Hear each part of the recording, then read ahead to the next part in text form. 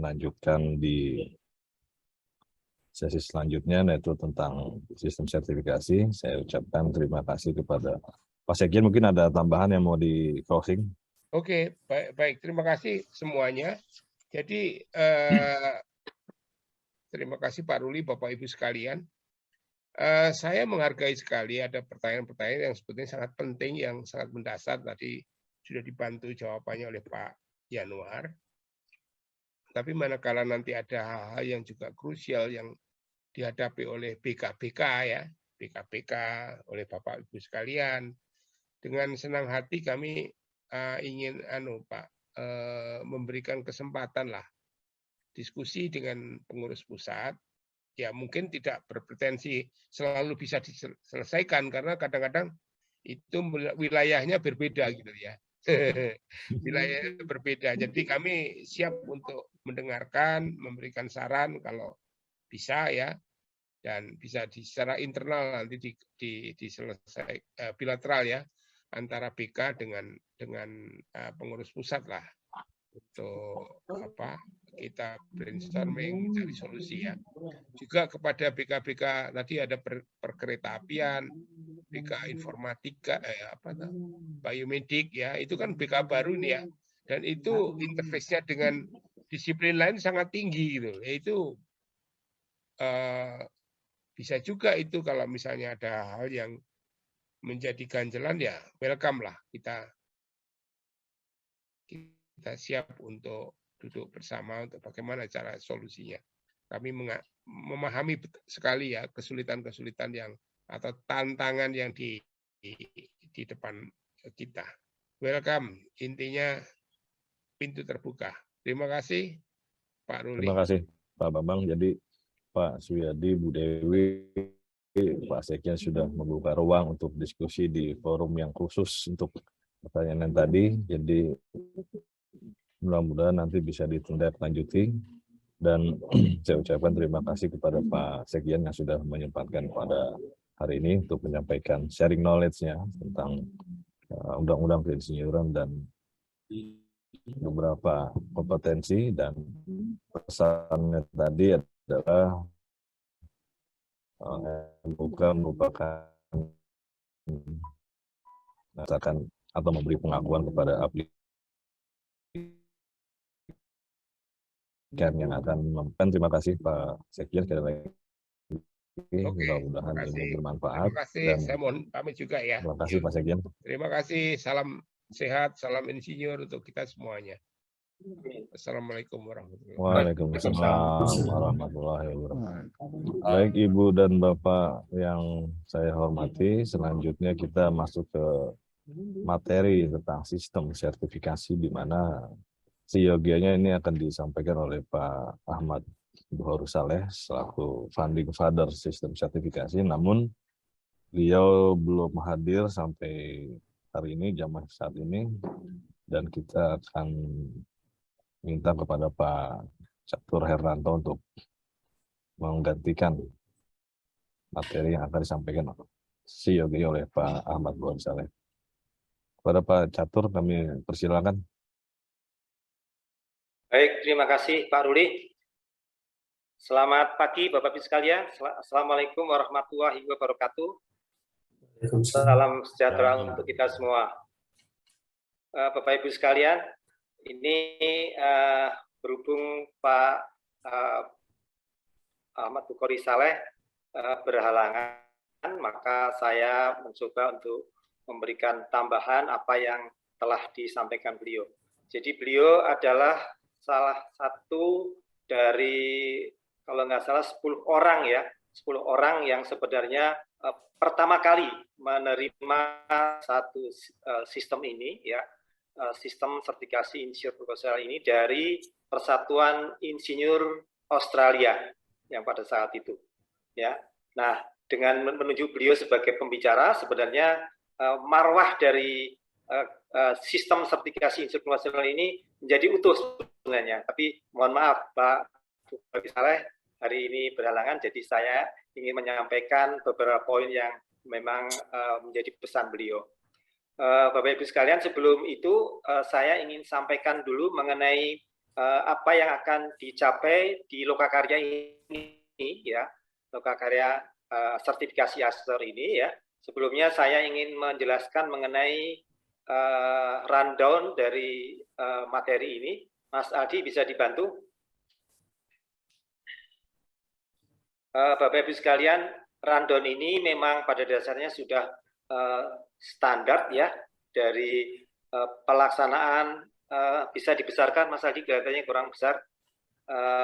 Standar dari pelaksanaan ya, pelaksanaan sertifikasi atau pelaksanaan lokakarya yang memang menjadi bagian dari persyaratan untuk menjadi asesor ya, yang sejak tahun 97 itu diselenggarakan ya. Sistem sertifikasi insinyur profesional itu dimulai tahun 97. Nah, Bapak Ibu sekalian, ini saya ingin sampaikan penjelasan singkat mengenai apa yang akan dicapai di mata-mata ajar ini ya. Dan nanti saya setelah ini akan memberikan sedikit materi SSIP yang memenuhi sampai jam 11 ya. Baik Bapak Ibu sekalian, jadi pada tahap awal tadi sudah disampaikan bahwa kita saat ini bekerja atau berkarya itu didasarkan atas Undang-Undang Keinsinyuran.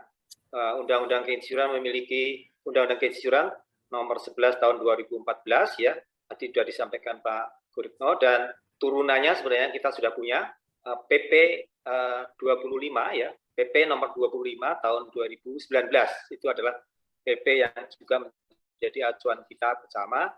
Lalu berikutnya lagi adalah anggaran dasar anggaran rumah tangga PII ya, yang paling baru yang setelah diputuskan di Kongres luar biasa 2 bulan yang lalu ya, dan saat ini sudah menjadi sah menjadi ADART tahun 2022.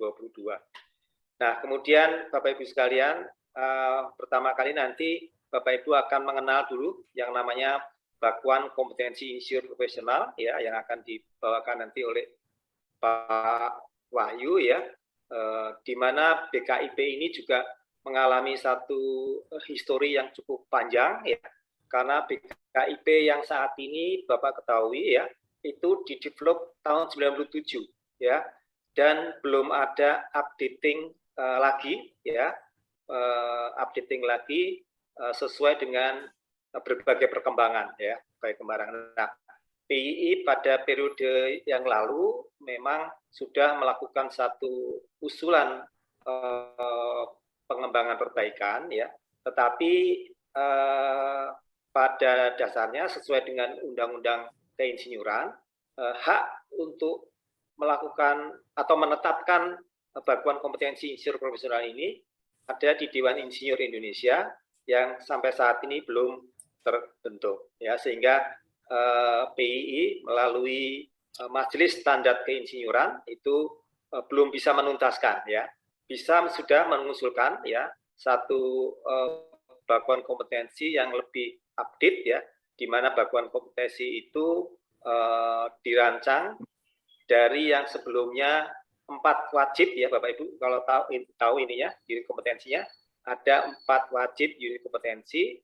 dan 7 wajib unit kompetensi. Ini adalah BKIP tahun 97 ya, yang pada tahun yang lalu, 2 tahun yang lalu ya sebelum COVID, PII melalui Majelis Standar Keinsinyurannya itu mengusulkan perubahan ya, wajibnya tetap 4, tetapi penambahan unit kompetensi sampai dengan 12, dari 7 sampai dengan 12. Jadi ada tambahan 5 unit kompetensi. Nah, tambahan 5 unit kompetensi ini yang 2 ya, atau yang salah satunya itu adalah unit-unit kompetensi hayati Bapak Ibu sekalian. Ini karena di dalam Undang-Undang Keinsinyuran itu pada terminologinya tidak hanya teknik semata ya, tetapi teknik dalam arti hal ini teknik yang konvensional ya, ada teman-teman sipil, mesin, elektro ya, tetapi juga disebut di sana di bidang hayati ya. di bidang hayati, sehingga Majelis Standar Insiuran itu memberikan satu unit kompetensi lagi ya di usulan bakuan kompetensi insinyur profesional. Dan pada saat perubahan ini memang belum dituntaskan menjadi satu pedoman kita, karena memang kewenangan terakhir ada di Dewan Insinyur Indonesia, sehingga kami masih menunggu.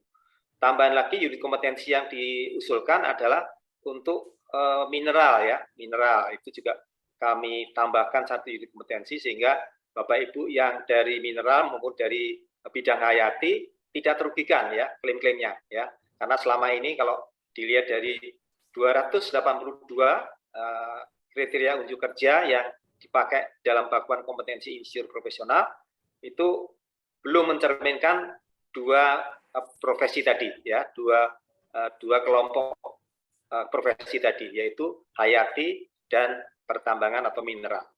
Baik, lain hal lagi mengenai BKIP, Bapak Ibu ya, tentu saja nanti Bapak Ibu yang dipergunakan saat ini masih BKIP yang sejak 97 itu, yang memang masih perlu penyempurnaan ya, tetapi itu sudah kami platformkan ke dalam Simponi ya, Simponi. Jadi Bapak Ibu nanti tentu saja nanti akan ada mata khusus ya, mata ajar khusus. Mas Adi bisa ditampilkan lagi rundownnya. Nah, Bapak Ibu setelah nanti BKIP, Bapak Ibu akan langsung pada mempelajari bagaimana cara menilai menghasilkan skor itu bagaimana, itu juga diajarkan ya, sehingga pada kiranya Bapak Ibu memang harus terampil ya, terampil menggunakan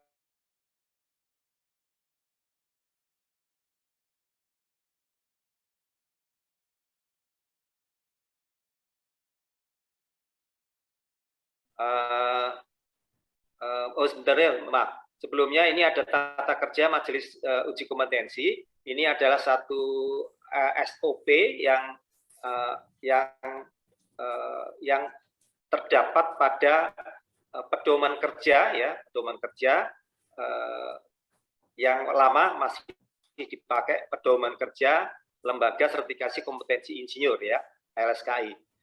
Mungkin sebagaimana Bapak ketahui, LSKI itu adalah wadah atau sebenarnya adalah LSP seperti yang dimasukkan di dalam undang-undang ya.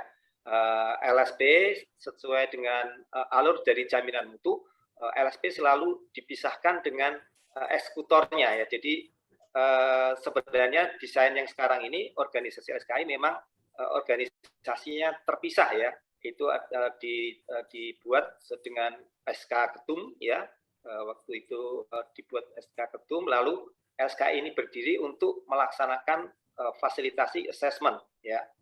Oke, berikutnya lagi di tata cara penilaian ini Bapak Ibu nanti akan diberikan satu pengajaran mengenai bagaimana satu VIBE ya, satu perangkat assessment kita namanya VIBE, Bapak Ibu tahu ya, formulir aplikasi insinyur profesional nanti dinilai dari seseorang yang mengajukan ya.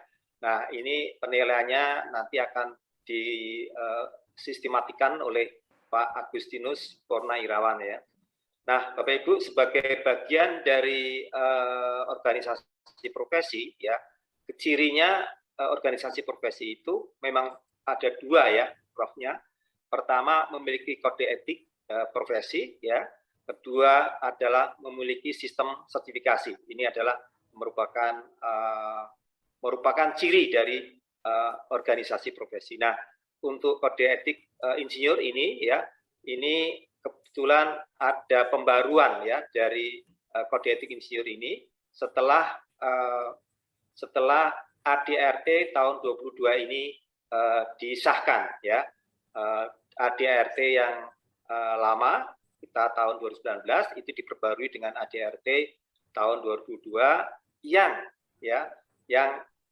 materi dari masalah-masalah kode etik insinyur ini diperbarui ya. Nanti Pak Ahmadi akan membicarakan itu.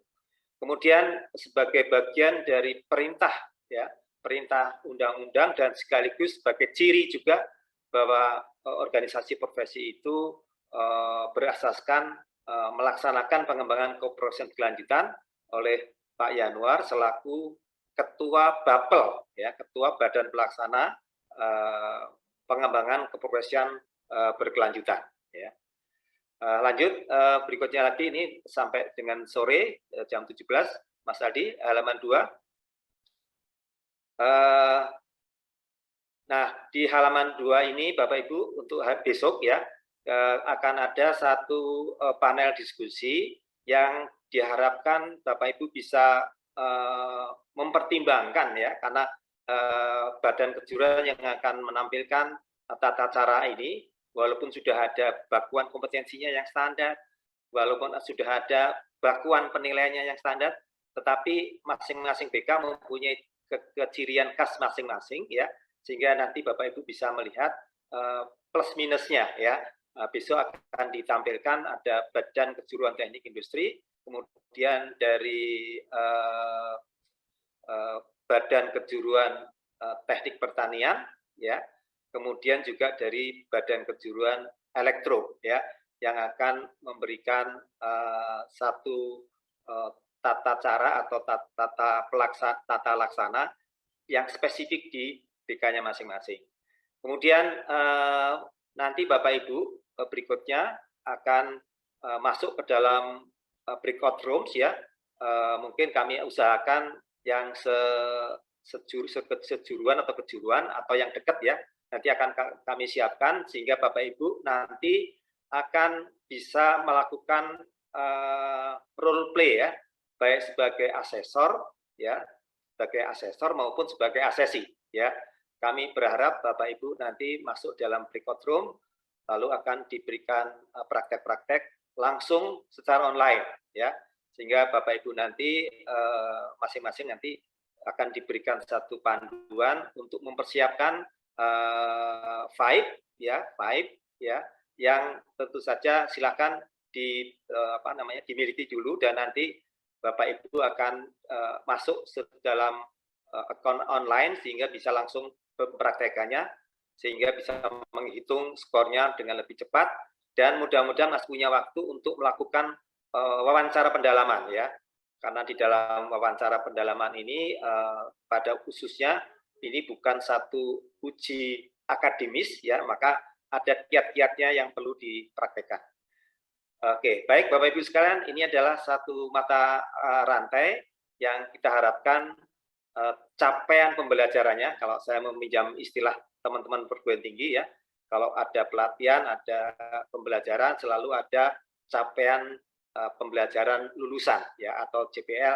Inilah kira-kira CPL yang harus kita targetkan. Baik, terima kasih Mas Aldi. Saya akan share sedikit mengenai materi sistem SSIP ya.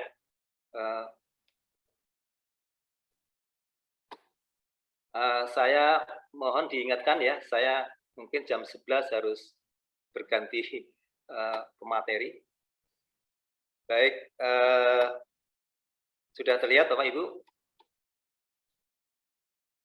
Baik, ini adalah materi standar sebenarnya Bapak Ibu ya, yang berulang untuk teman-teman mengikuti lokakarya sertifikasi asesor. Bapak Ibu, saya dari komite sertifikasi, komite keanggotaan sertifikasi dan akreditasi ya, yang pada dasarnya mengelola kesisteman ini ya, dan pengoperasiannya dilaksanakan dengan simponi ya, dan pengoperasian simponi di bawah koordinasi lembaga sertifikasi kompetensi insinyur LSKI yang dipimpin oleh Bapak Wahyu Indrastomo. Bapak Ibu, saya ingin menyampaikan poin penting di dalam Undang-Undang Keinsinyuran ya, walaupun kita nyebut SSIP itu sudah ada di tahun 97 ya, tetapi dipertegas lagi di dalam Undang-Undang Keinsinyuran. Oleh karena itu, ini saya kutip sedikit agar pemahaman mengenai SSIP ini bisa secara lengkap difahami bersama. Nah, Bapak Ibu, terminologi yang dipakai oleh Undang-Undang Keinsinyuran adalah sistem registrasi insinyur, ya, yang didefinisikan merupakan mekanisme dan prosedur pencatatan resmi dan pemutakhirannya terhadap insinyur yang telah memiliki sertifikat profesi, sertifikat kompetensi, serta pemberian surat tanda registrasi insinyur. Nah, Bapak Ibu sekalian, ini ada salah satu sistem, ya, satu sistem yang mempunyai subsistem 3, yaitu sertifikat profesi, sertifikat kompetensi, dan surat tanda registrasi insinyur. Oke, Bapak Ibu, saya ingin menyingkat waktu saja. Intinya Bapak Ibu sudah memahami yang namanya sertifikat profesi itu dikeluarkan oleh lembaga atau ya institusi pendidikan tinggi, ya, yang disebut program studi pendidikan profesi insinyur, ya, program studi pendidikan profesi insinyur, dan di sana terdapat gelar profesi yang disebut gelar insinyur, ya. Nah, kemudian sertifikat kompetensi ini di undang-undang hanya singkat, sertifikat kompetensi, tetapi oleh Persatuan Insinyur Indonesia dilengkapi secara khusus supaya lebih membranding, ya, lebih membranding, lebih memberikan kekhususan. Namanya jadi sertifikat kompetensi insinyur profesional, ya, sertifikat kompetensi insinyur profesional atau disingkat SKIP. Jadi Bapak Ibu yang lama mungkin menyebutkan hanya SIP, sertifikat insinyur profesional, ada juga sertifikat kompetensi insinyur, ya. Kalau di undang-undang menyebutkan ada sertifikat kompetensi insinyur, ya. Nah, saya ingin menambahkan terminologi ini agar Bapak Ibu tidak bingung, ya, tapi nantinya bisa memakai satu istilah yang sama, ya. Kami sekarang lebih senang memakai yang lengkap, sertifikat kompetensi insinyur profesional, ya, di mana sertifikat kompetensi profesional itu terbagi ada 3 sertifikat insinyur profesional, ya, sertifikat insinyur profesional pratama, ya, kemudian sertifikat insinyur profesional madya, dan yang terakhir sertifikat insinyur profesional utama, ya. Nah, kemudian secara otomatis menurut undang-undang setelah kita mendapatkan surat kompetensi insinyur profesional, sebenarnya serta-merta, ya, kata-katanya serta-merta ini harus kita garis bawahi, ya, karena sebelum ini kita masih membicarakan masalah berhenti di sertifikat kompetensi insinyur profesional saja, ya. Yang saat ini mekanismenya sudah langsung otomatis, ya, dikeluarkannya surat tanda registrasi insinyur, sehingga 2 dokumen ini, ya, dokumen ini berlakunya sama mulai dan berakhirnya, ya, semua ada mulai dan berakhirnya, ya, tetapi sertifikat profesi insinyur tidak ada berakhirnya karena itu merupakan individu dan pribadi dan tidak terkait dengan ekosistem yang lain, ya, sehingga ini sama dengan gelar akademis Bapak, ya, yang boleh dipasang terus-menerus, yaitu sarjana teknik, ya.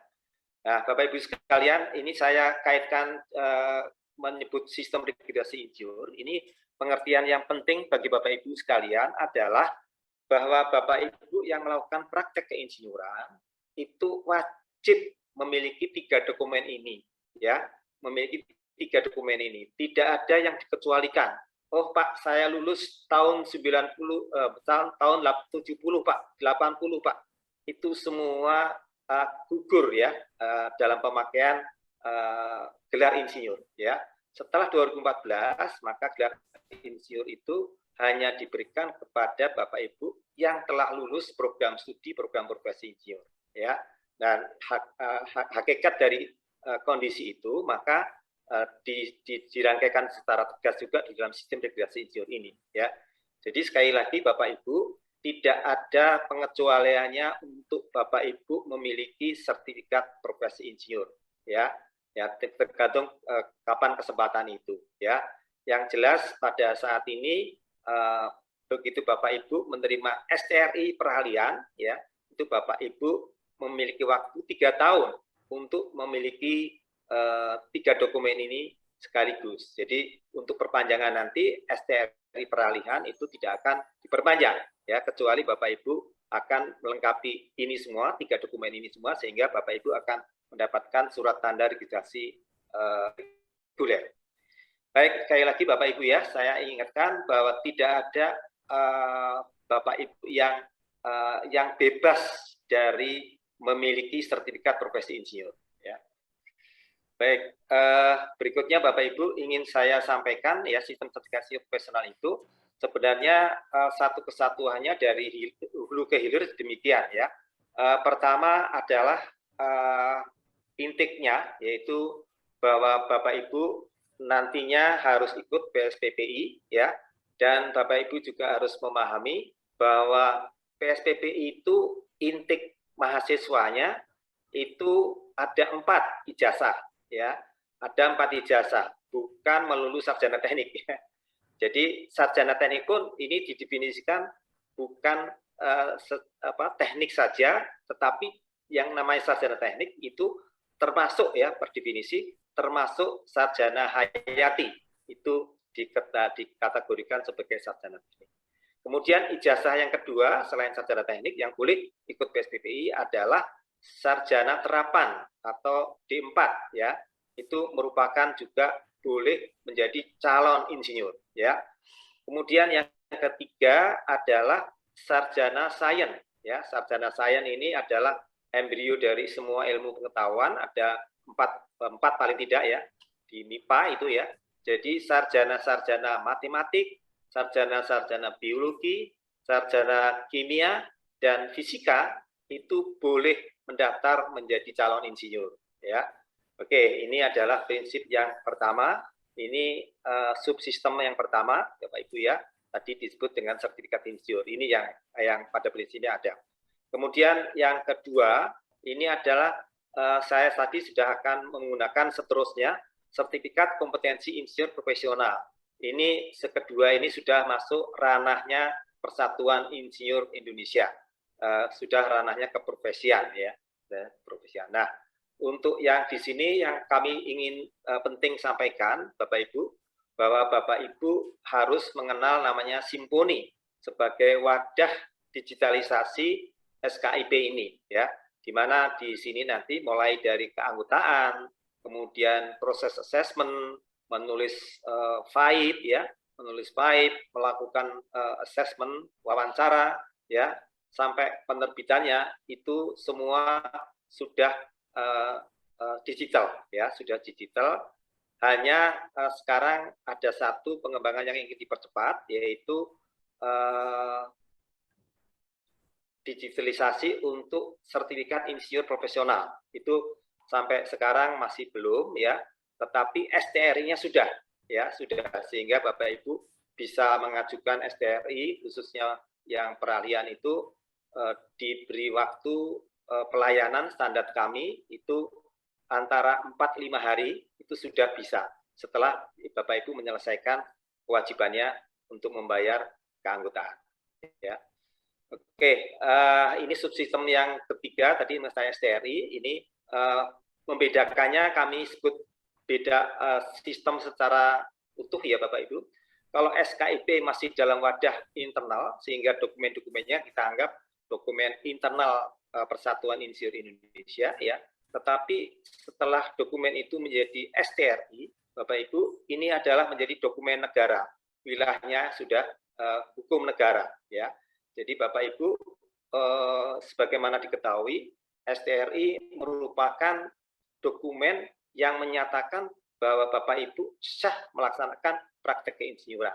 Ya, dengan kata lain, kalau Bapak Ibu melakukan praktek keinsinyuran tanpa memiliki STRI, maka praktek keinsinyurannya menjadi ilegal. Ya, ini adalah hal penting yang ingin kami sampaikan. Ya. Nah, Bapak Ibu sekalian, SKIP dan STRI ini menurut undang-undang itu diberikan dengan periode waktu 5 tahun, dan ini memang menunjukkan bahwa sertifikat ini memang sertifikat profesional ya, yang tentu saja keprofesional seseorang itu selalu harus dimutakhirkan dengan perkembangan teknologi dan perkembangan hal lain yang lebih update ya, lebih update, dan oleh karena itu ada sistem PKB ya, pengembangan keprofesian berkelanjutan. Nah, dengan PKB ini maka mempersyaratkan bagi Bapak Ibu ya SKIP maupun SDR-nya ini diperpanjang, ya. Ini adalah sarana memperpanjang, ya, dan ini diatur di dalam Undang-Undang Keinsinyuran maupun di dalam ADART Persatuan Insinyur Indonesia. Dan PKB ini tentu saja juga sama. Ini adalah proses pengevaluasian terhadap keprofesian kita, ya, sehingga keprofesian kita ini bisa dimutakhirkan hak hukumnya, ya, sehingga tidak expire begitu. Dan ini tentu saja ada kesisteman khusus, ya, di PII, di mana peran dari Majelis Uji Kompetensi juga ada di sana, ya. Tadi kelupaan, ya. SKIP ini adalah ranahnya Bapak Ibu sekalian nanti kalau menjadi MUK, ya, dalam melaksanakan sistem ini, ya. Demikian juga PKB itu nantinya yang melaksanakan penilaian terhadap PKB, ya, yang melakukan evaluasi dan monitoring itu adalah MUK masing-masing badan kejuruan. Baik, saya ingin menyampaikan lagi juga secara singkat, Bapak Ibu, mengenai lingkup tadi sudah disampaikan juga oleh Pak Sekjen, ya. Kami hanya ingin menegaskan sekali lagi atas lingkup praktek keinsinyuran, ya. Nah, Bapak Ibu sekalian, nomor 1 sampai nomor 7 ini sebenarnya kata-katanya sudah cukup jelas, ya. Nomor 1 adalah pendidikan dan pelatihan, ini adalah berlaku bagi para dosen, ya, praktek karyanya di perguruan tinggi, di dosen dan sebagainya, ya. Kemudian di penelitian ini di lembaga-lembaga penelitian, kemudian di nomor 3, ya, praktek insinyuran ketiga ini jelas sekali di perusahaan swasta, di perusahaan konsultan, kontraktor dan sebagainya. Dan tadi sudah saya tambahkan, ya, nomor 6. Nah, ini nomor 6 inilah yang tadi memberikan dasar kepada Bapak Ibu yang bekerja di praktek hayati, ya, itu didukung di dalam nomor 6, ya. Ini kata kuncinya bahwa praktek keinsinyuran hayati itu juga diatur di dalam Undang-Undang Keinsinyuran. Dan nomor 7 ini juga kami ingatkan Bapak Ibu yang bekerja pada dasarnya di dalam wadah pegawai negeri, ya, atau ASN, BUMN dan seterusnya yang berbasis pada pemeliharaan atau pengoperasian aset atau pembentukan aset, ya. Ini biasanya di tempat ASN atau di pemerintahan dan sebagainya.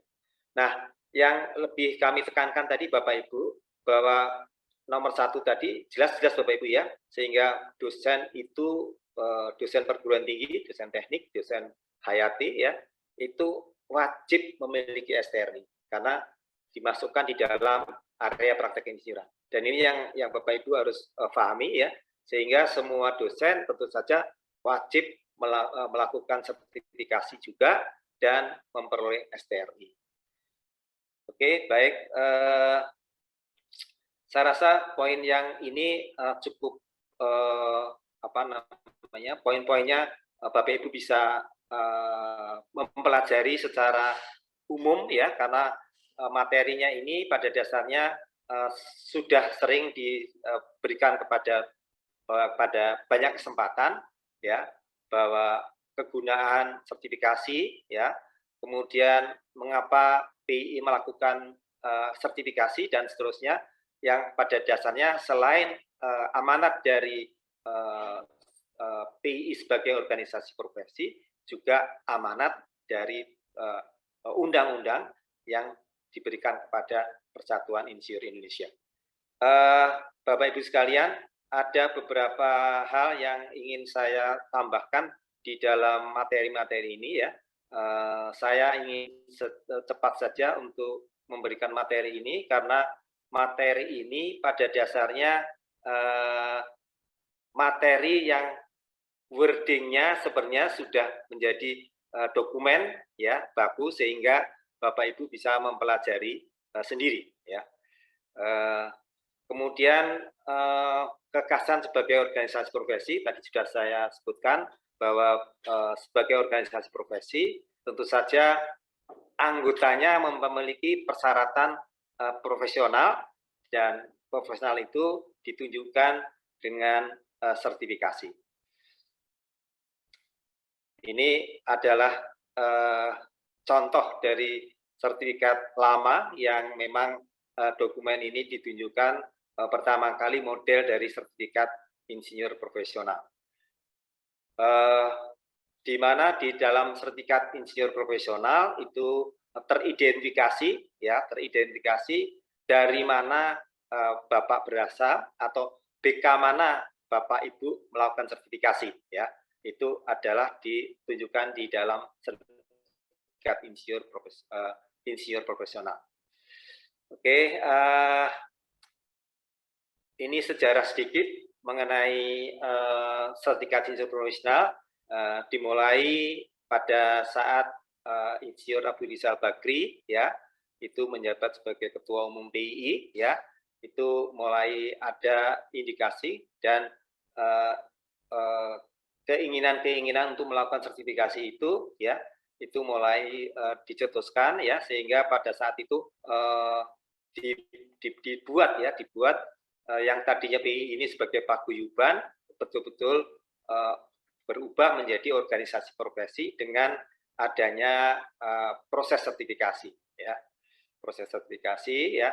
Kemudian ada kerjasama dengan Persatuan Insinyur Australia, ya, tahun 93 ini, sehingga terus berkembang, ya, sehingga akhirnya diteruskan, ya, program sertifikasi insinyur profesional oleh Ketua Umum berikutnya Pak Arifin Panigoro, ya, dan baru terjadi satu sertifikasi insinyur profesional pertama, ya, tahun 97, ya, oleh Ketua Dewan Pembina PII Dr. Eng B.J. Habibie.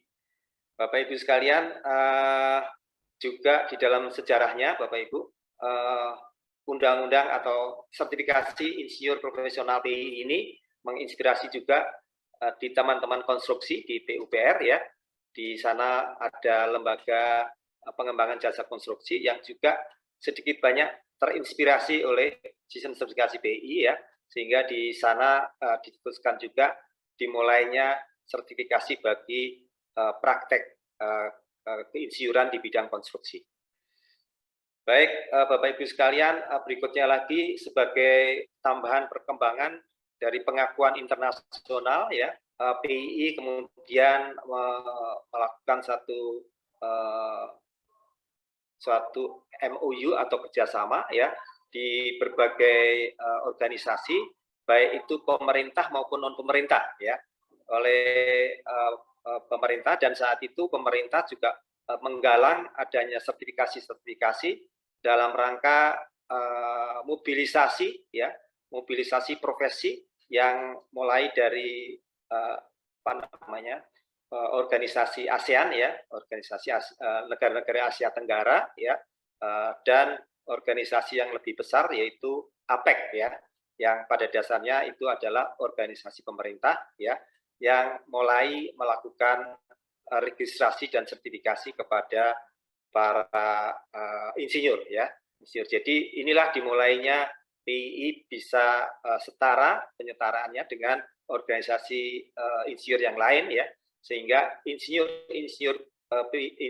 profesional PII itu diakui, ya, di Asia Tenggara maupun Asia Pasifik, ya, dan ini berefek benefit cukup tinggi, ya, bagi teman-teman yang profesional atau insinyur yang bekerja di luar negeri, ya, ada yang di Singapura, di Malaysia, di Australia, itu mendapatkan boleh dikatakan pengakuan yang meningkat, begitu, ya, khususnya di billing rate-nya, ya, ketika hal ini sudah menjadi bagian dari mutual recognition arrangement, ya, di negara Asia Tenggara, negara-negara Asia Tenggara maupun Asia Pasifik, ya. Nah, Bapak Ibu nanti juga setelah memiliki IPM IPU, monggo silakan, ini tidak ada ujian lagi, tinggal mengajukan kepada pengurus pusat, ya, untuk mendapatkan pengakuan ASEAN Engineer, ya, APEC Professional Engineer maupun ASEAN Chartered Professional Engineer. Baik, Bapak Ibu sekalian, dengan adanya Undang-Undang 11 2014 ini mulai masuk pada amanat PII, sehingga sistem sertifikasi insinyur profesional BI mengalami perbaikan-perbaikan ya secara signifikan ya, baik mulai skema sertifikasinya, atau kalau kita ngomong skema itu artinya unit kompetensi, elemen kompetensi, maupun kita menyebut urean ya, tapi itu sebenarnya kalau di ISO 17024 ya mengenai sertifikasi profesional itu adalah kriteria unjuk kerja nyebutnya ya.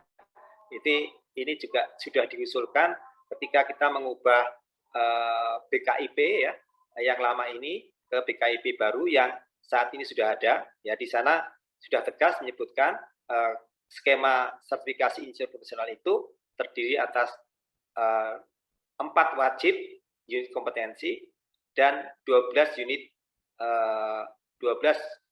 unit kompetensi pilihan ya, di mana seterusnya ada elemen kompetensi, ada KUK ya. KUK sebelumnya ada 282 ya menjadi 610 ya, 610 KUK gitu. Kalau itu nanti bisa disahkan, tetapi tentu saja karena kewenangan mengubah atau kewenangan membuat standar kompetensi insinyur profesional itu ada di Dewan Insinyur, maka saat ini masih di pending. Baik, Bapak Ibu sekalian, saya rasa poin-poin ini sudah cukup Bapak kenal karena ini materi-materi yang sifatnya banyak terminologinya. Sementara falsafahnya itu tadi termasuk historinya itu sebenarnya lebih diutamakan di dalam penyajian di sini, penyajian di dalam materi ini. Baik, Bapak Ibu sekalian, saya akhiri materi ini dan tentu saja kami menunggu masukan Bapak Ibu sekalian ya, apabila ada hal-hal yang ditanyakan atau masukan. Saya kembalikan ke Pak Ruli, silakan Pak Ruli. Baik Pak Catur, terima kasih atas penyampaian paparannya. Memang sudah tepat di jam 12 ya, jam 11 ya. Silakan Bapak Ibu dan yang mau bertanya, kami persilakan mengenai sistem. Sebagian mungkin sudah ada yang pernah mendapatkan materi ini, tapi jika ada yang ingin ditanyakan yang terkait dengan penilaian sebagai MUK, silakan. 15 menit kita berikan waktu ke depan, Pak. Silakan. Silakan, Pak Prasiwo. Silakan, Pak Prasiwo. Selamat pagi, Pak Catur, Pak Ruli. Ya, Pak Prasiwo. Silakan. Ya, tadi ada kaitannya dengan standar ya yang kita aplikasikan dari Australia. Itu ada beberapa engineer ya yang dari orang Indonesia yang dulu kerja di Australia terus kembali ke Batam untuk bekerja di sini. Itu untuk penyataan standar itu informasinya belum begitu detail. Itu apakah harus mengisi file lagi? Apakah langsung bisa distandarkan? Begitu Pak Catur. Terima kasih. Baik. Jadi untuk ASEAN Eng, Bapak hanya mengisi formulir dan sebenarnya sebagian dari file Bapak sudah bisa di copy paste ke sana. Inti dari sertifikasi ini, Bapak Ibu, untuk ASEAN Eng ya, intinya Bapak Ibu pegang dulu SIP-nya Ibu ya, SKIP-nya Bapak Ibu ya, itu harus IPM ya, atau IPU, itu syaratnya. Yang lain sebenarnya tidak merupakan syarat teknis ya, hanya administratif. Jadi kalau ASEAN itu ada tambahan membayar $215 ya. Kemudian kalau ACPE, ASEAN Chartered Professional itu malah gratis ya. Kemudian kalau APEC Professional Engineer membayar $100. Jadi tidak ada lagi evaluasi atau ujian Pak Prastiwo ya. Bapak hanya mengisi, ada link ada di PII, tinggal nanti mengisi dan melampirkan SIP Bapak yang masih berlaku, SKIP Bapak yang berlaku. Ya, dan perlu disampaikan bahwa ASEAN Eng itu melakukan penyetaraan ini itu di event hanya 2 kali setahun ya.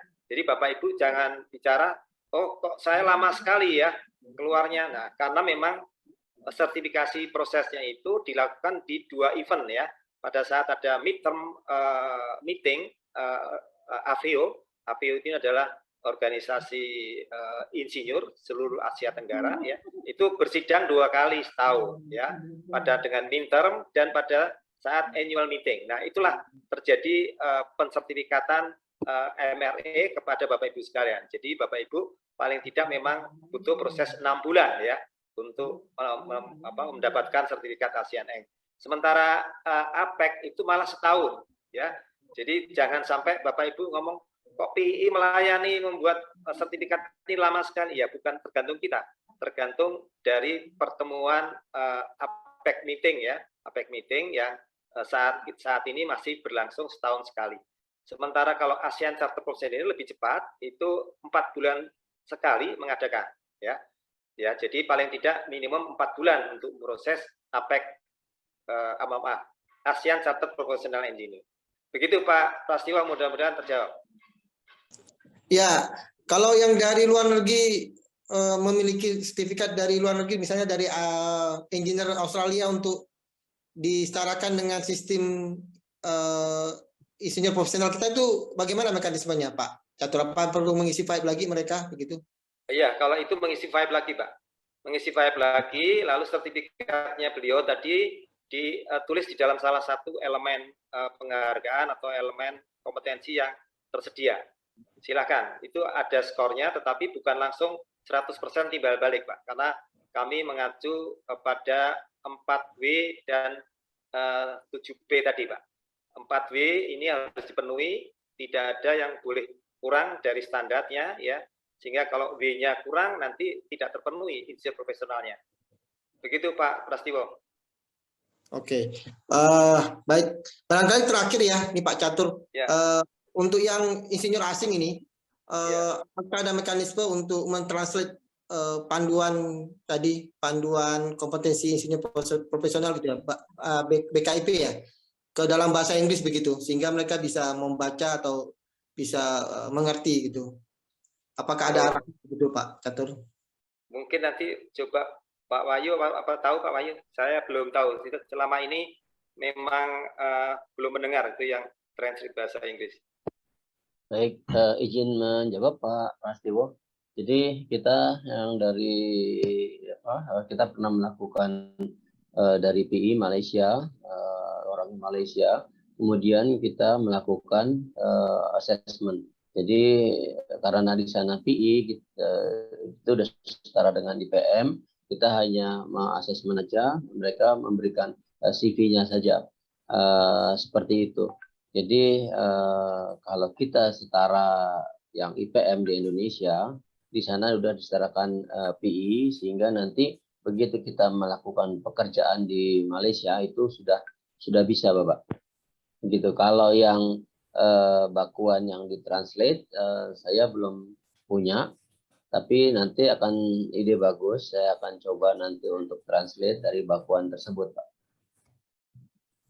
Oke, terima kasih Pak Wahyu. Jadi intinya kalau yang sudah terafiliasi dengan ASEAN dan APEC itu tidak perlu mengisi FAIP ya. Jadi dia cukup menunjukkan sertifikat, kepemilikan sertifikat di sana dan mungkin CV gitu ya mungkin ya Pak Wahyu ya. Iya. Jadi itu yang sudah pernah kita lakukan, dari Malaysia, Singapura, kemudian dari British, kemudian Australia belum, ada saya lupa, ada 5 apa 6 warga negara yang bekerja di Indonesia, dia minta disertifikasi seperti itu. Baik, terima kasih. Terima kasih Pak Wahyu.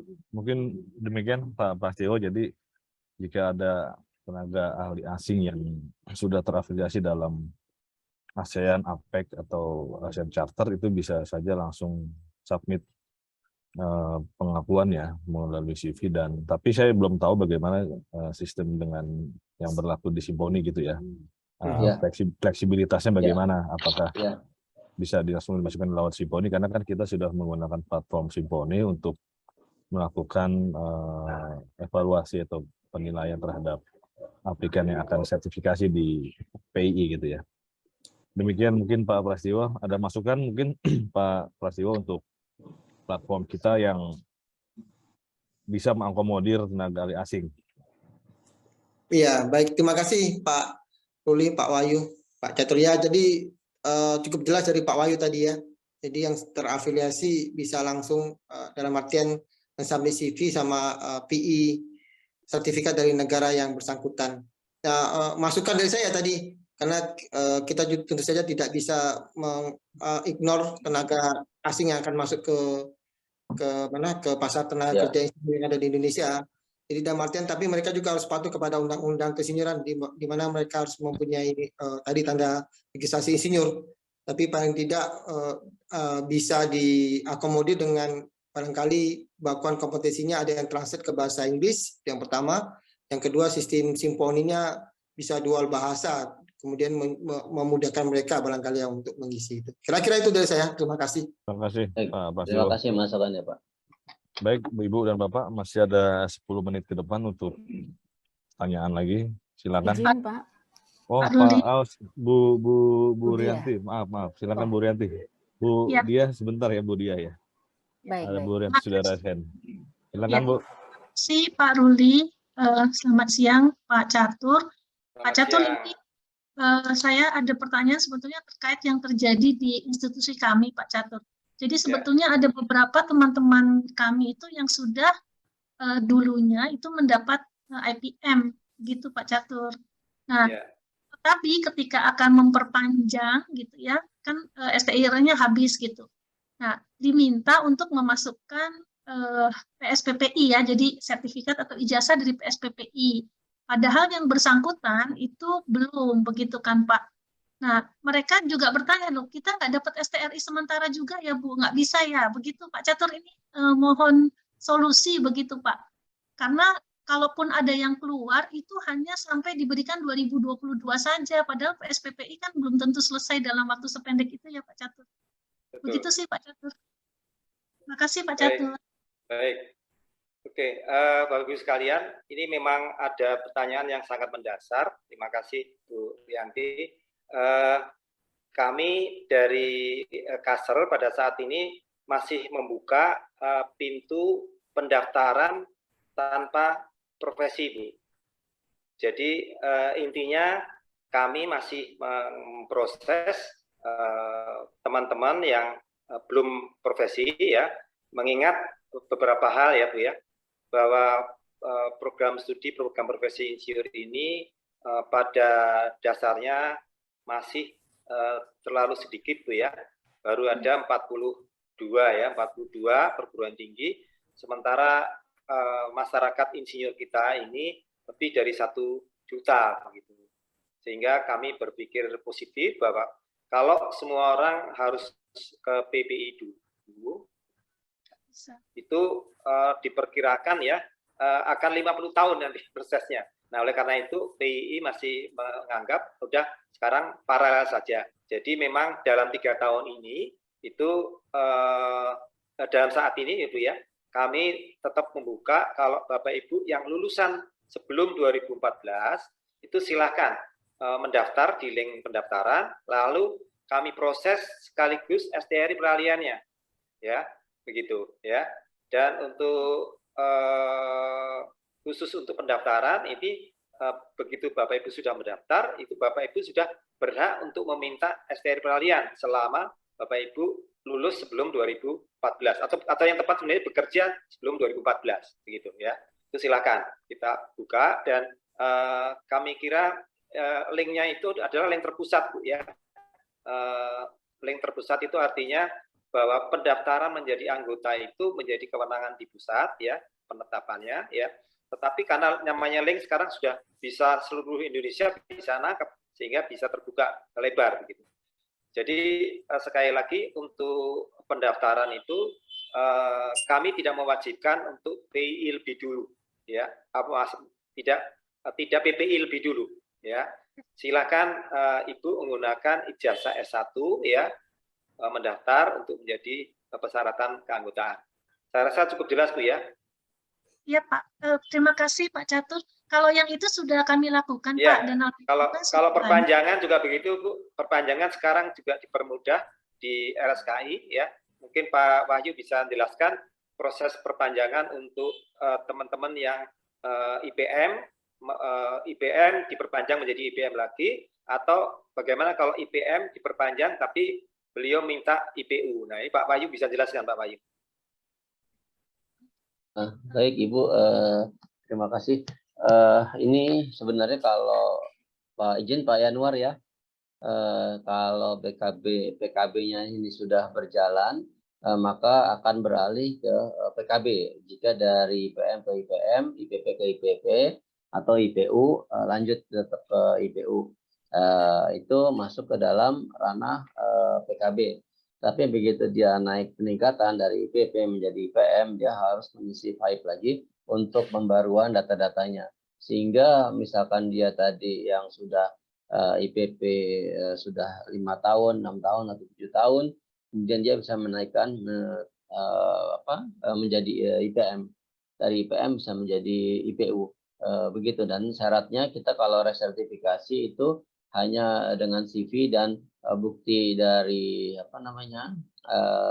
SIP yang sudah ada itu. Nah, tetapi kalau dari PKB sudah berjalan, itu ranahnya Pak Yanuar yang untuk wilayah untuk memperpanjang dari IPP ke IPP, IPM, masuk ke dalam ranah PKB. Begitu Bu Yanti. Terima kasih Pak Wahyu, terima kasih Pak Catur. Mohon Ya, maaf Pak, satu lagi.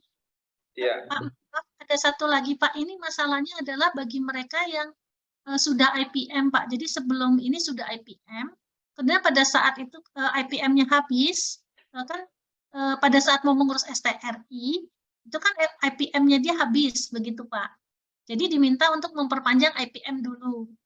Nah, ketika mau memperpanjang IPM, salah satu syaratnya itu adalah meminta sertifikat atau ijazah dari PSPPI itu Pak, yang mereka belum bisa penuhi. Sebetulnya masalahnya ada di situ Pak. Ya, betul.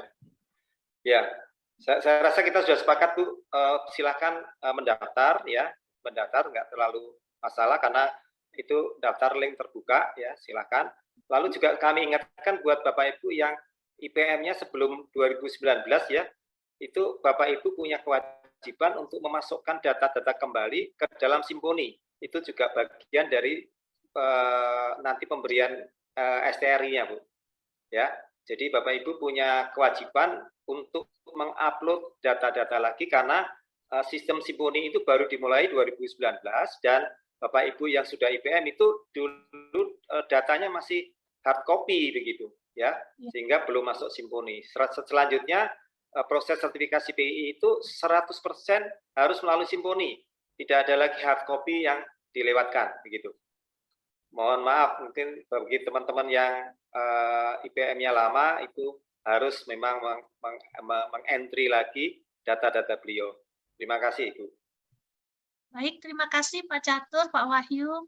Terima kasih Bu Rianti. Kami persilakan kepada Bu Diah. Baik, silakan.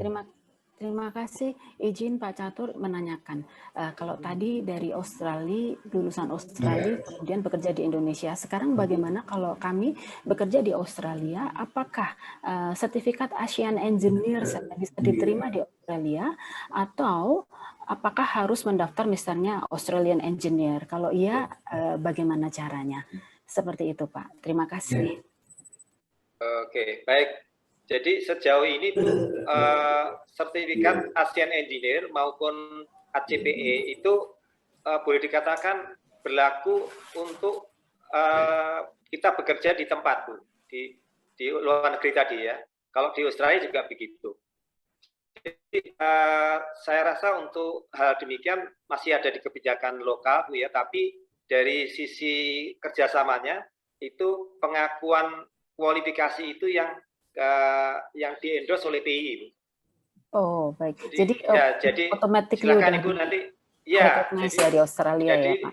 Ibu ke sana kalau melamar pekerjaan atau melakukan satu kerjasama, silakan Ibu melampirkan Asian Engineer ini Ibu. Bukan ijazah Ibu ya, bukan ijazah ini, tapi ijazah atau sertifikat Asian Engineer inilah yang Bapak Ibu akan memperoleh pengakuan ya, atau ujung-ujungnya gaji atau salary yang yang sama dengan profesi setempat, begitu Bu. Insya Allah. Baik, terima kasih Baik, Pak Catur atas penjelasannya, Bu Dia. Terima Pak kasih Catur, boleh Bapak-Bapak. tanya Pak? Silakan Pak, silakan. Ya. Terima kasih Pak Catur. Perkenalkan, saya Muhammad Habibi Pak. Assalamualaikum warahmatullahi wabarakatuh. Waalaikumsalam. Selamat siang Pak. Pak Catur, saya ingin, mohon maaf Bapak-Bapak sekalian, Pak Catur saya ingin tanya, untuk di sekolah vokasi maritim Pak, itu kan ada jurusan teknika. Sementara kalau di BKPI itu kan belum ada yang namanya BK Kemaritiman. Pertanyaan kami Pak, di kampus pelayaran itu, jurusan-jurusan kami yang teknika itu boleh enggak kita untuk melanjutkan mengambil insinyur profesional dan mengambil PSPPI, karena kan di pelayaran itu tidak hanya nautika, tidak ada KPN, tidak hanya itu, tapi ada sekolah jurusan yang keteknikan, ada listrik, ada mesin, ada yang lain-lain, industri juga. Tapi kami sama sekali belum tersentuh dalam PII ini Pak. Ini mohon petunjuk Pak Catur ini supaya nanti kami bisa sampaikan kepada teman-teman terutama di Polimarin, terus di sekolah-sekolah pelayaran ya, di teknik pelayaran itu bisa menjadi kita terbuka bahwa insinyur itu ternyata bisa masuk ke kampus kami juga, seperti itu. Saya kira itu pertanyaan kami Pak, karena ini keluhan-keluhan dari teman-teman kami di pelayaran Pak. Saat ini juga ingin masuk ke PSPPI, juga ingin mendapatkan profesional yang murni mereka itu alumni Politeknik dari pelayaran. Saya kira seperti itu Pak. Terima kasih Pak Catur. Mohon jawabannya Pak. Baik, terima kasih. Bapak Ibu sekalian, kalau di undang-undang kita di sana ada penyebutan ya, bahwa lingkup keinsinyuran itu disiplin ilmunya apa saja, itu ada 7 ya. Nah, saya tidak bisa membuat satu analisis apa-apa mengenai politeknik tadi ya. Mungkin Pak Habibie bisa cek ulang ya di kementerian ya, lingkup yang ada itu, lingkup yang 7 tadi itu di PP 25 tahun 2019 itu dipecah lagi menjadi prodi-prodi sampai 32. Coba dicek di prodi-prodi 32 itu masih ada enggak ya. Kalau tidak ada dan Bapak Ibu ingin itu masuk insinyur, itu ada klausul yang menyatakan bahwa prodi tadi silahkan mengajukan juga ke kementerian untuk ditambah begitu. Klausulnya begitu. Ya. Jadi sementara ini kami hanya kebetulan yang sekuensialnya PI ini mendapatkan intake dari pendidikan insinyur ya. Ya, sebenarnya kan normalnya itu PI itu menerima bukan sarjana teknik ya, bukan sarjana teknik, tapi yang sudah bergelar insinyur ya. Nah, gelar insinyur itu intake-nya tadi kan macam-macam ya, khususnya di 4 tadi ya.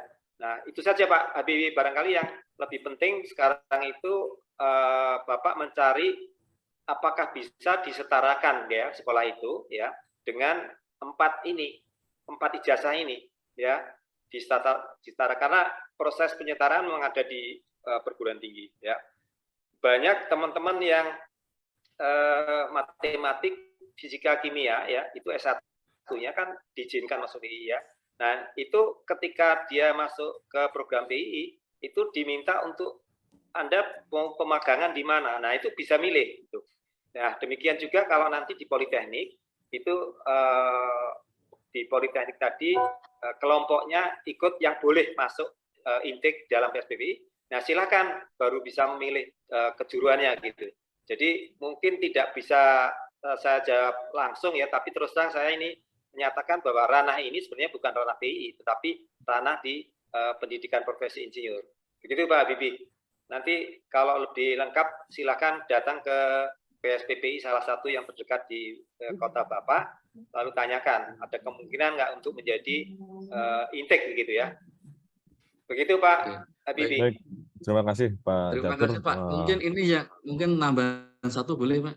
tambah Ya, satu ya. Pak, kan Ini ini kan politeknik itu kan apa namanya di perkapalan itu kan kalau di maritim itu elektro kan namanya eto Pak. Kalau mesin namanya engineer kan gitu. Nah ini kemarin itu kan ada rapat internal di tempat kami, ada rencana mau buka program PSPPI Pak, karena kan kami punya program seperti itu. Nah itu mohon arahan Pak, kami itu kalau buka program seperti itu konsultasinya kemana gitu Pak Catur? Ke PI dulu atau kemana dulu? Jadi nanti kan ketika pembekalan ini bisa jadi rapat kita di internal di Politeknik kami kan gitu Pak. baik, terima Itu kasih Pak Pak Catur. Habibie. Ini kebetulan Terima kasih Pak. forumnya untuk Lokakar ya. Jadi nanti untuk yang mengenai PPI dan lain-lain bisa dikhususkan forumnya nanti melalui Pak Catur. Di PI juga ada komite program studi program profesi, nanti bisa dikoordinasikan lewat Pak Catur yang juga merupakan wakil ketua di komite sertifikasi. Jadi kita sudah berakhir sesi Pak Catur. Silakan closing Pak Catur sebelum masuk ke Terima kasih Bapak Pak Catur. sesi Pak Wahyu. Silakan Pak Catur closing. Baik, terima kasih Pak Ruli. Saya ingin pesan saja bahwa pemahaman mengenai 3 dokumen itu, ya, 3 dokumen sertifikat insinyur profesional, dan STRI itu wajib 3-tiganya dimiliki oleh seorang yang berpraktek keinsinyuran. Jadi sekali lagi ini sangat penting karena banyak teman-teman yang merasa senior mengesampingkan kewajiban untuk ikut PSPPI, ya. Dan PSPPI pada dasarnya digunakan dengan RPL itu boleh dikatakan menyekolahkan CV ya, menyekolahkan CV. Jadi nggak menyekolahkan badan. Itu yang banyak demikian. Terima kasih. Baik, terima kasih. Apabila ada hal yang kurang berkenan, terima kasih. Terima kasih Pak Catur atas sharing knowledge-nya pada siang hari ini. Mudah-mudahan memberikan manfaat buat Ibu dan Bapak semuanya. Untuk selanjutnya kami persilakan kepada Pak Wahyu Hendrastomo selaku Direktur LSKI untuk menyampaikan paparan seperti yang ada di jadwal, yaitu bakuan kompetensi insinyur profesional, di mana bakuan ini adalah standar kompetensi yang digunakan oleh PII sebagai benchmark atau tolak ukur mengukur kinerja Ibu dan Bapak semuanya. Kami persilakan Pak Wahyu.